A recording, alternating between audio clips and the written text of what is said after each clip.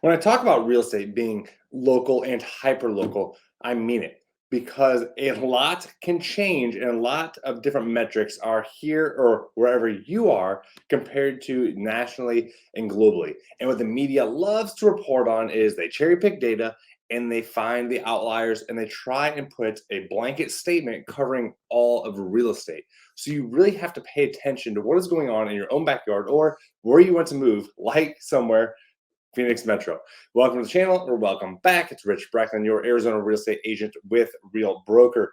So the article that I came across today talking about this slowdown in the real estate market, and it just I don't know where they're getting their info from, but again, this is an article where they're looking not at a hyper local market, just kind of going off of, hey, this makes sense, right?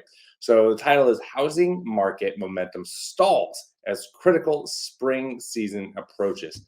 Well, here in Phoenix Metro, that could not be further from the truth, at least what I'm experiencing with my clients and boots on the ground, what we're seeing in this market, and not just me, not just what I'm feeling or seeing, data over feelings, but the actual numbers. And I'm going to get to those numbers here in a second. The numbers don't lie. The numbers are the numbers. There's no emotion attached to this.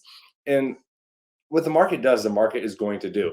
I do not get emotional about the market because, quote unquote, good or bad is always good for someone. And I need to identify who that someone is, which of my clients it works for, and then we help them make the best decision possible with as much information as possible so they are taken care of.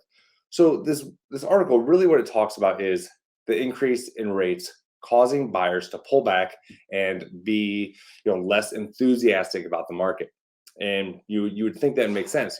Homes become more expensive to borrow money for and buy. There's been appreciation, but this market also talks about home prices falling and just people not looking to buy.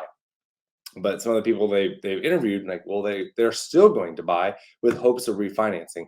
Now, I don't like doing anything in regards to hopes. And I never tell a client, oh, you'll be fine here because, oh, you just refinance in the future. Don't bank on refinancing because those low rates may never come. Now, the article also mentions, the scarcity of new listings was a big reason for the housing slump last year. I'm going to call it a slump. And many prospective home sellers are still staying put. The total inventory of homes for sale is up from a year ago because homes are sitting on the market longer, but new listings in the 4 weeks ended February 26th fell 20.3% from a year earlier, according to Redfin. The lower than normal inventory is continuing to spark bidding wars for desirable homes, real estate agents say, but buyers are less willing to offer big premiums above the listing price or other concessions like they were during the frenzied spring markets of 21 and 22. And there is some truth to that. So, yes, right now, buyers are not necessarily having to go well above list price like they would have in 21 and the first half of 22.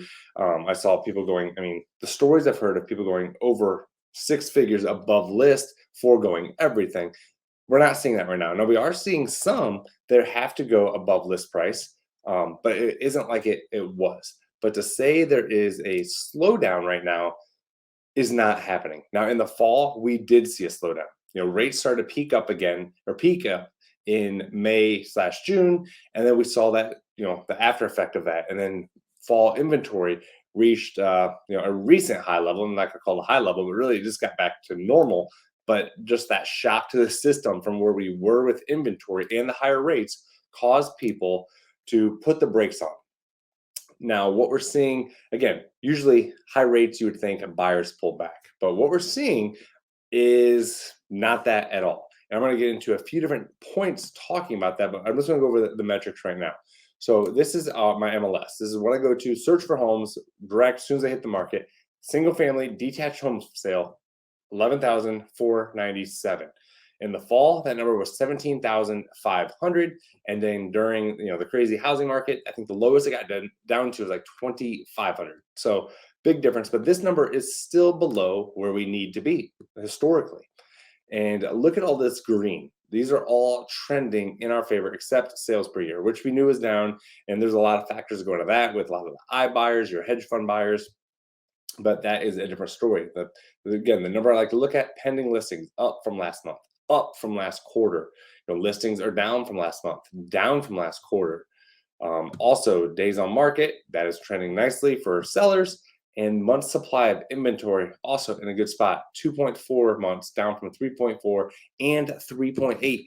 So technically, on paper, you would say this is a seller's market with almost 78% of listings that are listed actually sell. Again, up almost 10% from last month and 15% from last quarter. So all trending in the right direction. Again, a lot of that is a lagging indicator based on the drop in rates that we saw, but we should be beyond that. And what I mean is the homes that are under contract now should be, the buyers who have the higher rate, not the ones who got in at, sub sixes. So now that we see rates that are above 7, in a lot of cases, we'll see what these numbers do. But right now, this does not correlate, of course, with what we're seeing from the media.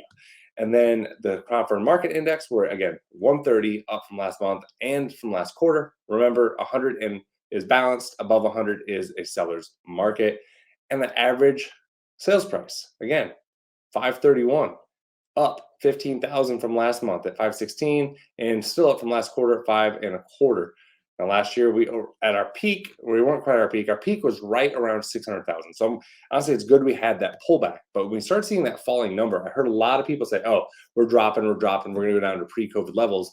But right now, I don't see any indication of that, of where we're going to get to, those 2019, early 2020 average prices. So if that's what you're waiting for, good luck, honestly. And when it comes to, what we're seeing again with the market, the majority of people, they seem to assume the rise in rates over the past 5 weeks will cause home buyers to reconsider delay of purchase. And for some, that might be true.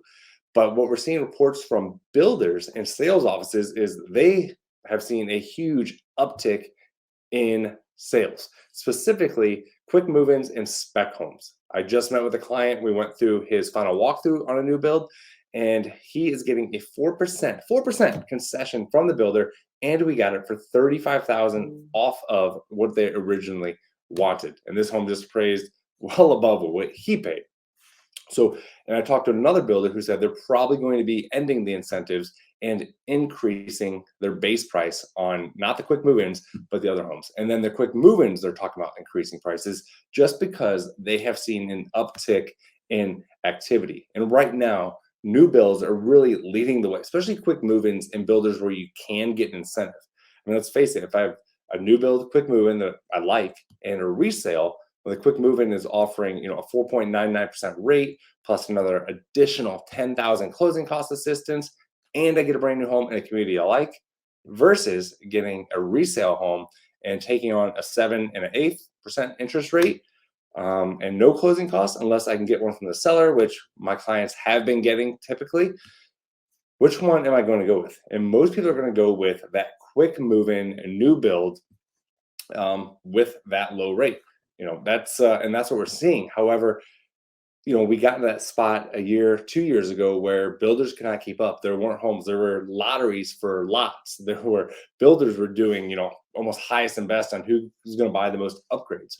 Well, we are down to a third of permits from where we were during 21 and 22 when it was peak time. And we're seeing about 3,000 permits per month, and now we're around 900 to 1,000. So are we going to be back in that same spot with new builds where they have sold out all of their quick move-ins and they haven't built enough to keep up with this demand? So we'll see what they do with those incentives. But again, pay attention to where you're getting your information. Not that I'm all knowing and I get it. People don't trust realtors. Trust me, I have to work with them every day. And I speak a little bit different language, again, coming from the law enforcement background, a little bit more direct with my colleagues here. But people also have FOMO, and there's buyers out there who see what the rates are. They see the trend, and then they see what builders are offering. So they're getting the FOMO. They want to buy a house. They know they have to buy, and they're going that route. And then last year, people suffer from FOBAT, fear of buying at the top, which caused, demand to do what it did. And then in the fall, buyers pulled back because we don't want to buy at the top, and rates are high, so we're just going to wait. So we'll see what happens with this market. But right now, if you're looking to move, if you need a home, not just hey, just casual buyer, but if you're going to be moving to Arizona, there are strategies and techniques and ways, different avenues where you can get a great deal still. Either go with a quick move in and let me know. I can send you all the prices, new build info, and what incentives they offer. So that way you can see what fits you and your budget and what you're looking for, or getting a seller concession. But again, it depends on the property. Some communities are still really hot, and these sellers know that they're getting multiple offers because their home is priced right. It looks good, it's the best in the neighborhood, and they don't have to give a concession. But again, each one is a case by case, and just make sure you have a good lender you're taking care of. And whatever you need, reach out, follow me on Instagram, send me an email, and I look forward to hearing from you. Watch this next video. I'll see you on the next one. Take care.